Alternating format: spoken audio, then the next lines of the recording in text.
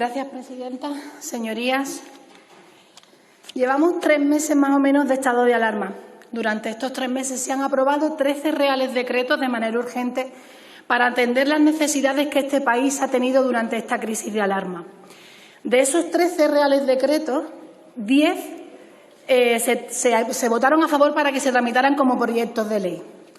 Bueno, pues ninguno de esos 10 reales decretos se están tramitando como proyecto de ley, porque al Gobierno, a la mesa del Congreso, le parece mucho más interesante dar vía y cabida en el trabajo parlamentario, todavía en estado de alarma, a un nuevo impuesto.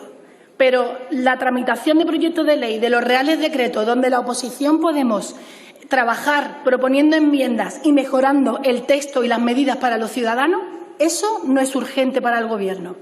Pues no me parece. Me pregunto yo, ¿qué es más urgente?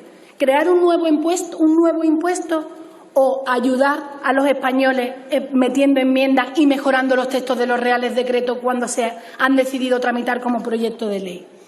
Señora Montero, le digo una cosa, usted lee la parte de la enmienda que más le interesa. Debería de haber empezado diciendo que nosotros, desde Ciudadanos, creemos que este tipo de impuestos deben ponerse en marcha. Esa parte se la ha saltado. Lo que nosotros creemos es que ni cuando se propuso la primera vez, antes de la crisis, ni ahora tiene cabida, y por diferentes motivos. Antes de la crisis, desde Ciudadanos, entendíamos la necesidad de modernizar nuestro sistema tributario y de crear figuras fiscales que se adapten a los nuevos mercados. Es imparable este proceso de digitalización, pero debemos hacerlo dentro del necesario consenso internacional. Hay 4 motivos que nos han llevado a presentar esta enmienda a la totalidad, fuera de la crisis, siempre ha sido antes de la crisis.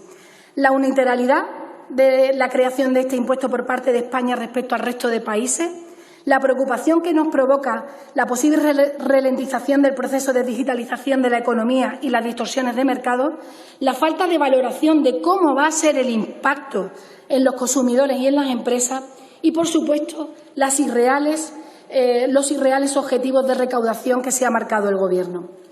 La idea de esta imposición fiscal sobre beneficios digitales ya surgió hace años en la OCDE y llevan tiempo trabajando en ella, pero no han sacado nada que podamos implementar. La Unión Europea, viendo que no había ninguna normativa desde la OCDE, también intentó trabajar en colaboración con los países miembros para crear un impuesto de este tipo, pero no ha llegado y España va a ser ahora pionera en crear un nuevo impuesto. Antes de la crisis creíamos que no era viable porque no podemos salirnos del resto de la Unión Europea, no podemos trabajar fuera del resto de los países, pero es que ahora todavía es peor.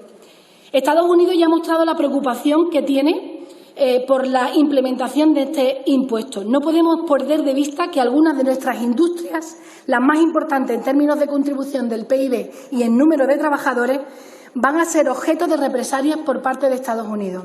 Hay muchísimas situaciones que llegan sobrevenidas y que es difícil encararlas de la mejor manera. Pero esta, que ya tenemos el aviso de los aranceles que Estados Unidos ha marcado a productos como el vino, el aceite, ¿vamos a volverlo a repetir?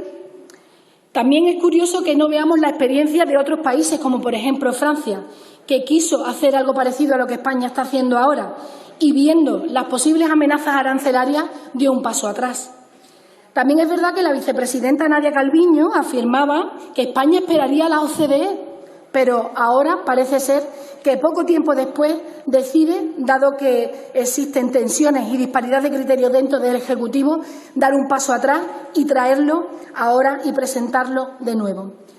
El proyecto que nos presenta el Gobierno difiere de la propuesta europea buscando siempre una mayor recaudación al establecer un umbral exento mucho más bajo y someter a tributación a gran parte de operaciones intragrupo.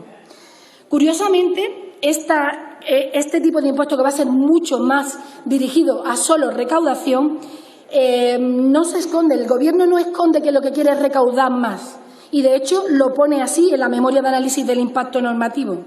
Tan solo los motivos apuntados hasta aquí hacen pensar que la implantación antes de la crisis unilateral del impuesto era poco viable, pero es que ahora, con las empresas intentando salir de esta paralización económica, todavía lo hace peor. La digitalización permite el incremento de la productividad y la innovación y el impulso del emprendimiento y el crecimiento de economías de escala.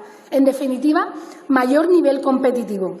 Nosotros tenemos un reto en España y es luchar contra el pequeño tamaño de nuestras empresas. Con este tipo de impuestos lo que hacemos es frenar su crecimiento, la expansión, poniendo trabas a la entrada en el comercio global. Con la creación de este impuesto sería totalmente contraproducente en términos de afectación del Producto Interior Bruto. El BBVA Research dice en un estudio que un incremento del 10% del índice de digitalización supone un crecimiento del 0,75% del Producto Interior Bruto per cápita y, además, reduciría en 1,02 puntos porcentuales la tasa de desempleo. ¿Por qué poner trabas a la economía de España en estos momentos de crisis económica derivada de una crisis sanitaria? También pone en riesgo que haya posibles distorsiones de mercado, potenciando los canales offline frente a los canales tecnológicos o favoreciendo el uso de canales digitales propios de grandes empresas frente a los marketplaces que aglutinan pequeñas empresas. Serán los usuarios quienes terminarán soportando este coste, señora ministra.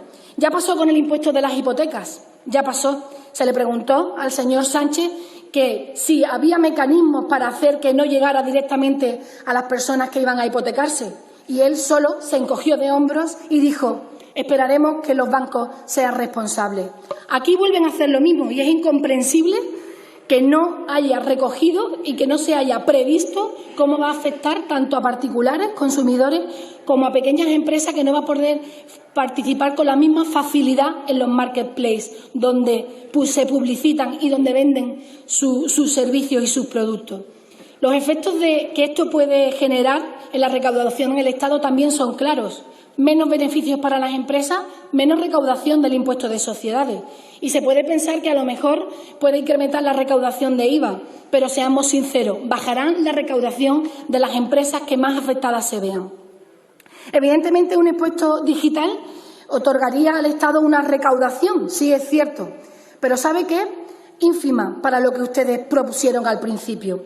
Primero hablaban de 1.200 millones que podían generar en la anterior legislatura. Ahora decían que 900 millones podrían generar. Pero es que resulta que ya la Unión Europea nos dice que no va a generar y no va a ingresar más de 550 millones. ¿Qué es lo que estamos haciendo?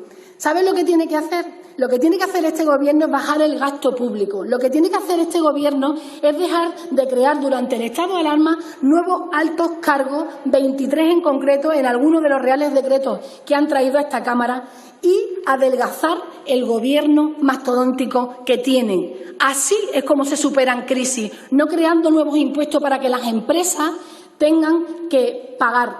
Y nosotros estamos de acuerdo con este tipo de impuestos. Estamos de acuerdo, señora Montero, pero no de manera unilateral. Tenemos que hacerlo de acuerdo a lo que marque la Unión Europea o de acuerdo a lo que marque la OCDE. Nos vamos a ver expuestos a aranceles de Estados Unidos.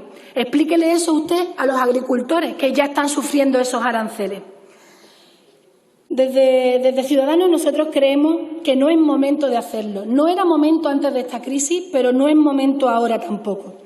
La realidad es que se aprobó este impuesto de nueva creación por la necesidad del Gobierno de cubrir ese gasto, pero lo que tendrían que hacer es gestionar mejor. Consideramos que la aprobación con carácter aislado en nuestro país de una carga fiscal de evidentes consecuencias globales perjudicará notablemente nuestra posición competitiva con los países más avanzados del mundo, además de poner en riesgo algunas de nuestras principales industrias como consecuencia de la implantación de potenciales aranceles. Ahora no es el momento. El momento es cuando todos en la Unión Europea y la OCDE vayamos juntos de la mano, porque incluso el sector cree en este tipo de impuestos, pero no ahora y no de forma unilateral. Muchísimas gracias.